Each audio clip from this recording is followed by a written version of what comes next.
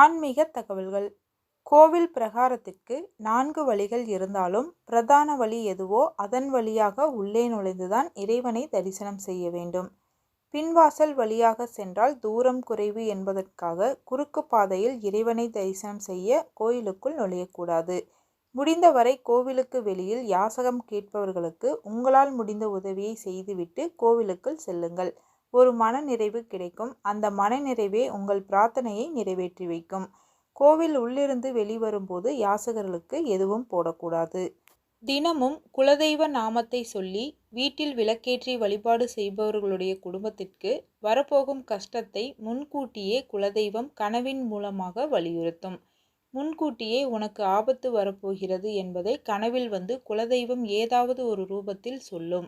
பிரச்சனைகளில் இருந்து தப்பிக்க இதுவும் ஒரு வழி. குலதெய்வம் மட்டும்தான் இதை செய்ய முடியும்.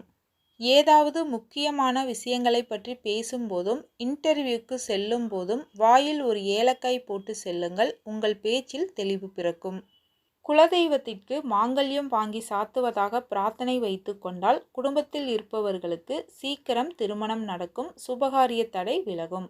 ஒரு வீட்டு பூஜை அறையில் எப்போதுமே ஏதாவது ஒரு கோயிலின் தீர்த்தம் இருக்க வேண்டும். கங்கா தீர்த்தமாக இருக்கலாம், ராமேஸ்வர தீர்த்தமாக இருக்கலாம், திருச்செந்தூர் கடலின் தீர்த்தமாக இருக்கலாம். இப்படி எந்த தீர்த்தமோ ஒரு தீர்த்தம் வீட்டில் இருந்தால் அது நல்லது. ஏதாவது தீட்டு வீட்டிற்கு சென்று வந்த பிறகு இந்த தீர்த்தத்தை கொஞ்சம் தண்ணீரில் கலந்து உங்கள் தலையிலும் தெளித்து கொள்ளலாம். வீடு முழுவதும் தெளித்து கொள்ளலாம். நன்மை நடக்கும். ஞாயிற்றுக்கிழமை இரவு ஒரே ஒரு எலுமிச்சம்பழத்தை உங்கள் கையில் வைத்து கொண்டு வீட்டில் இருக்கும் எல்லா அறைகளுக்கும் உள்ளேயும் அந்த எலுமிச்சம்பழத்தை எடுத்து சென்று அந்த அறையை 3 முறை சுற்ற வேண்டும். ஒரே எலுமிச்சம்பழம் போதும். வீடு முழுவதும் எல்லா இடத்திலும் இந்த எலுமிச்சம்பழத்தை கொண்டு போய் இப்படி சுற்றிவிட்டு அந்த எலுமிச்சம்பழத்தை வெளியில் எடுத்து வந்து ஒரு அகல் விளக்கில் கற்பூரம் போட்டு கொளுத்தி அந்த நெருப்பில் அந்த எலுமிச்சம்பழத்தை போட்டு பொசுக்கி விடுங்கள். வீட்டை பிடித்த கெட்ட சக்தி, கண் திஷ்டி அனைத்தும் பொசுங்கி போகும். பொன் கிடைத்தாலும் புதன் கிடைக்காது என்பது ஜோதிட பழமொழி. அத்தகைய சக்தி வாய்ந்த புதன்கிழமையில் சிவபெருமானுக்கு விரதமிருந்து வழிபட வாழ்வில் சகல சௌபாக்கியங்களையும் பெறலாம்.